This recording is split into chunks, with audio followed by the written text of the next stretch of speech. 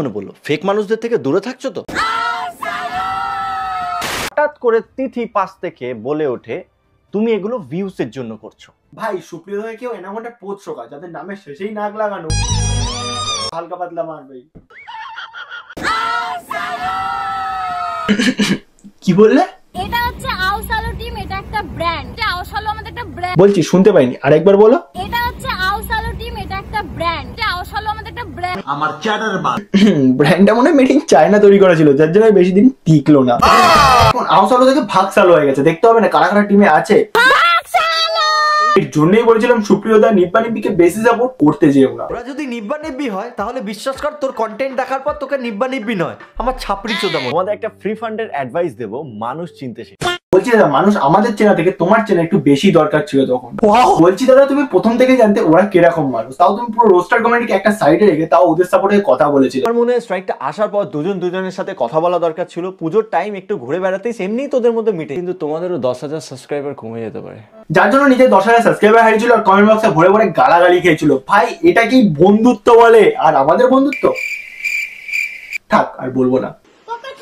সুপ্রিয়তা কোনদিন আমাদেরকে রোস্টও করে না, আমাদের যে বন্ডিং সেই বন্ডিংই থাকবে। তোমরা তো আলাদাই গেম খেলে দিলে। আমাদের ফ্রেন্ড জোন আর প্রফেশন আমরা একসাথে কোনোদিন গুলাই না। এবার যদি তোমরা ভাবো আমি সুপ্রিয়তাকে এই ভিডিওতে রোস্ট করছি, একদমই না। কারণ সেকেন্ড বৌদি যে টেকটা আমি নিতে চলেছি। তো কি সব ভালো তো হে ফ্রেন্ড, আমি চলে এসেছি নতুন আরেকটা ভিডিও নিয়ে। অনেকে তোমরা মিস করেছো, অনেকেই কমেন্ট করে দাদা তোমার রোজ ভিডিও কলে করতে তোমার ভিডিও ছাড়ছো না, কারণ এরকম অনেক কমেন্ট এসে। কিন্তু একটাই কথা বলবো, ফেক মানুষদের থেকে দূরে থাকো। কারণ আমিও ফেক মানুষদের পাল্লায় পড়েছিলাম, কিন্তু আবারও ফিরে এসেছি ছোট্ট জন্মে। চলো ভিডিও শুরু করা যাক, বেশি না বকে। বাবাই থেকে মনে পড়লো ফেক মানুষদের থেকে দূরে থাকছো তো।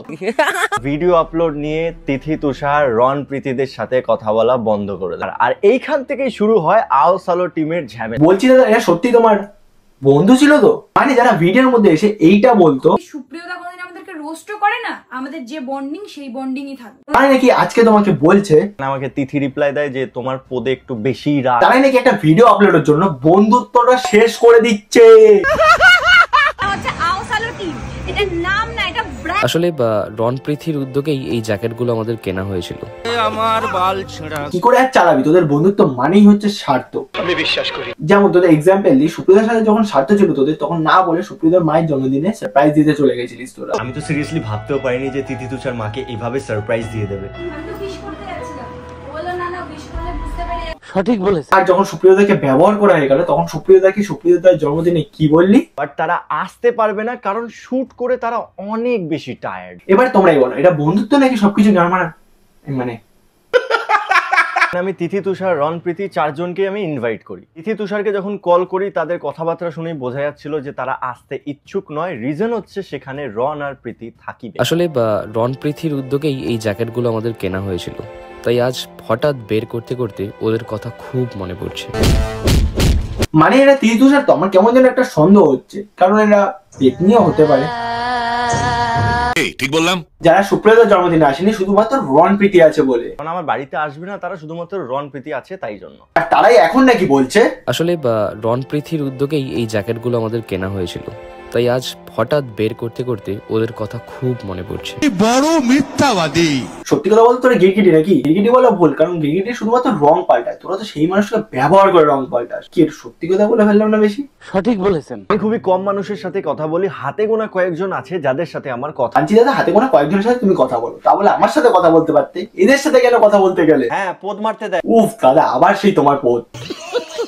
আমাকে তিথি রিপ্লাই দেয় যে তোমার পদে একটু বেশি রাগ। আরে দাদা এবার তো ছাড়ো। যাই হোক সুপ্রিয়াকে তিথি কি বলেছে সেটা নিয়ে ফেরত আসি। তারপর আমার অ্যানিভার্সারি ব্লগটা আপলোড করি আর সেখানেও সেম কমেন্ট আসতে থাকে, তিথি তুষার কোথায়, তোমাদের আউসালো টিমকে আমরা একসাথে কবে দেখতে পাবো। ফাইনালি আমি একটা কমেন্টে রিপ্লাই দিয়েই দিই যে আউসালো টিমকে আবার কবে একসাথে দেখতে পাবো। আর আমি সেখানে অ্যান্সার দিই যে চারজনকে একসাথে দেখতে পাবে। তিথি তুষার রন প্রীতিকে হয়তো একসাথে দেখতে পারবে তোমরা ফিউচারে, বাট আমাকে আর দেখতে পারবে না। কমেন্টে ভাই ঠিকই ঠিকই করেছে, ইন ফিউচার ওই দুই কাপলকে একসাথে দেখতে পেলেও ছোট ছেলেকে দেখতে পারবে না। ভাই এটা ভুল কোথায়? সেই জন্যই রনকে মেসেজ করে তিথি তুষার রাত্রি 12:30-12টার সময় সুপ্রিয়তার বাড়ির সামনে যায়। মানে আমি ওই কমেন্টটা করেছি কেন, সেটার জন্য রনকে জোর জবরদস্তি রাত্রি 12টা-12:30টার সময় তুলে নিয়ে আমার বাড়ির সামনে। ভাই একটা কমেন্ট নিয়ে রাত্রি 12টা-12:30টার সময় তিথি তুষার সুপ্রিয়তার বাড়ির সামনে গিয়ে লিটারালি ঝামেলা করে। এরকম বন্ধু তো রাখা থেকে না রাখা ভালো, শুধুমাত্র কমেন্ট নিয়ে রাত্রি 12টা-12:30টার সময় যদি ঝামেলা করতে আসে। ওই কমেন্টটা কেন করেছি, সোশ্যাল মিডিয়ায় কেন আমি বলেছি সেটা জানার জন্য। কিন্তু ওইদিকে সুপ্রিয়তাকে নিয়ে তিথি তুষার একটা ভিডিও আপলোড করে। সবাই ওই ভিডিওটা দেখে সুপ্রিয়তার ভিডিওর কমেন্টে গিয়ে সুপ্রিয়তাকে সবাই দোগলাবাজ বলে। ভাই আসল দোগলাবাজ তো এরা। বন্ধুত্বটাও না ঠিক সেরকমই, কখনো একভাবে চলতে পারে না।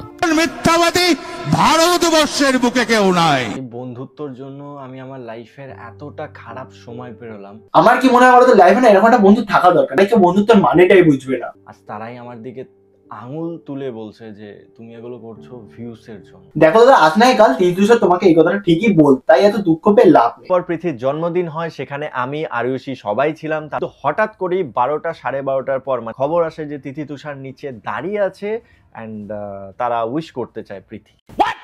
ভাই মানুষ দেখেছি, কিন্তু এদের মতন দোগলাবাজ মানুষ একটাও দেখি। ভাই সুপ্রিয়তার জন্মদিনে প্রীতিরন আছে বলে তাই আসেনি, আর এখন প্রীতিরনের জন্মদিনে সুপ্রিয়তা আছে বলে তাই আসবে না।